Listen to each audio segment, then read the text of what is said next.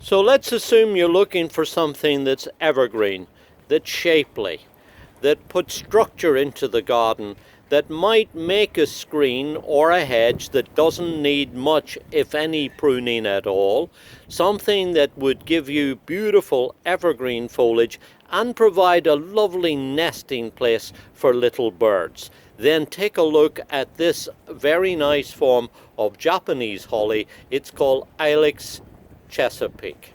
And as you see, this really is a beautiful evergreen, perfect for putting in either as a specimen or perhaps using to provide evergreen structure within the garden.